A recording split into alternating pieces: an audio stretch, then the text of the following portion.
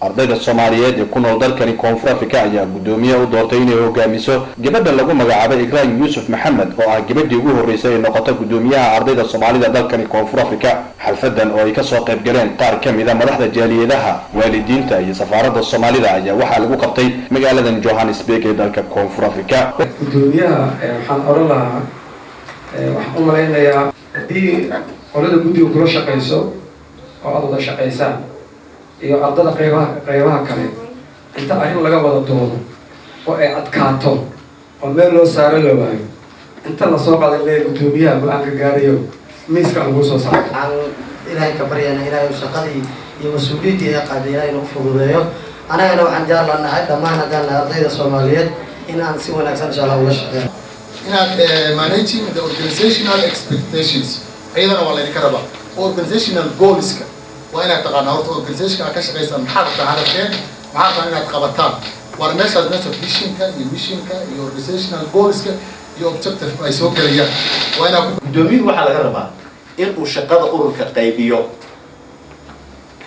sheekhu kulli inuu noqdo ma kaliya shay dadka la saarin ana qaaday korna ana fuulay dhaxdan ana ka shaqeynaa ururka ma gudoomiye shaqada gudoomiye waa inuu qaybiyo. waxaan markaa naga rabnaa deganaansho iyo dulqaad.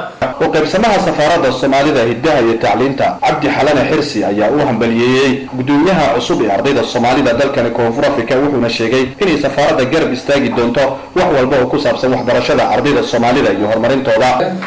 noqdadan aan aad u jeclahay waan jeclaan lahaa caawana farxadda ay gelinaysaa waxay tahay raguna ka dhawaajiyeen unity amongst the student but unity amongst the Somalis. gudoomiyaha hore ee ardayda Soomaalida dalkani Koonfur Afrika Cabdirasaaq Mursal oo goobjoog ka ah xil wareejinta ardayda gudoomiyaha cusub ee u doorteen ayaa gudoonsiiyay shahaadooyin qaar ka mid ah ardaydii soo dadaashay sanadkii tagay wuxuuna dardaaran u jeediyay guud ahaan ardayda Soomaalida inay ku midoobaan Soomaalinimo. فاسود إن شاء الله تعالى ذيك مدحينهنا إن شاء الله تعالى Somali Students Association أنا وجميع إن شاء الله سوسة وعن كل جينا إن شاء الله تعالى هرمان يقول إذا ما لنا قدر الدراسي أول شقينا بدأنا. السلام عليكم. gabagabadii xalfadda ayaa waxaa shahaadooyin la gudoonsiyay qaar ka mid ah ardaydii ugu firfircooneed sanadkii tagay iyo gudoomiyaashii xiriirka hore oo soo qabtay gudoonka ardayda Soomaalida dalkani Koonfur Afrika. Soomaalida dalkani Koonfur Afrika intooda badan ayaa waxay yihiin kuwa shaqo ku mashquulsan iyadoo waayadan dambe ay soo kordhayeen ardayda jaamacadaha wax ka barata. Idris Abdi Hassan TV caalamiga Universal Johannesburg Koonfur Afrika.